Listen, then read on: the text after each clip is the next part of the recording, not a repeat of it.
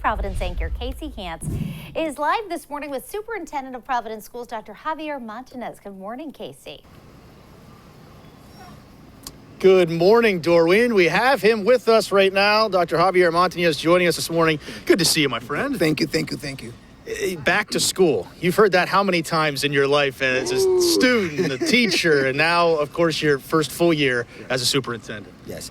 Well, before we start, I want to say I want to send out a big thank you to the entire PPSD family, our communities, our teachers, our administrators, our clerks, our custodians, the movers this weekend. I mean, so many people to say thank you for the opening of the schools of this year.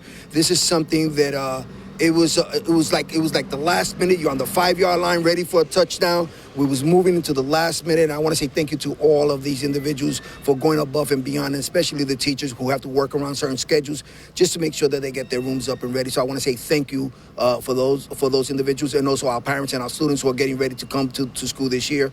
And there's so much that's going on. I want to say what we've done over the summer to get the students prepared to come to school.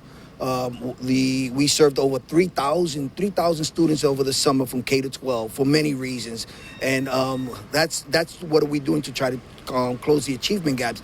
And as we looked at closing the achievement gap, I asked myself, like, what are the things that we need in order to close the achievement gap? But first thing that we need is to make sure that we have attendance up and running. So that's one of the goals for this year, is attendance, again, to make sure that teaching and learning can't happen if we don't have a teacher in the classroom or if we don't have the students in the classroom. They both need to be here, and that's for the entire district. And then once we look at the attendance and look at what our targets are and look at closing the achievement gap, that determines the kind of professional development that we had over the summer.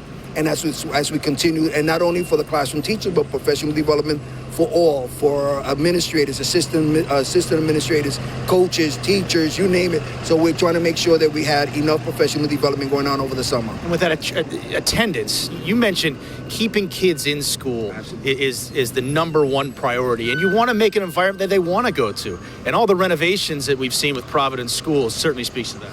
We have many projects going on. We're looking at the Narducci building that we're working on right now, and that's going to be like new school. We're looking at the debate building, which is also going to be like new schools. So when the students come back, it's a 21st century environment. They want to be there. They're going to take pride. The teachers will take pride, because for far too long, teachers have been going into buildings that were not up to par. Students were going into buildings that were not up to par. Parents will walk by and says, "What's going on with these schools? They're deteriorating." So that's really important. One of the really important things that we're doing is making sure that we bring the schools back to the 21st century, like new or new status. Well, the buses are running. I know you got to run too. You got a busy day. Dr. Montanez, thank you so much for spending a few minutes with us this morning. Dr. Javier Montanez, the superintendent of Providence Schools. Doreen, back to you.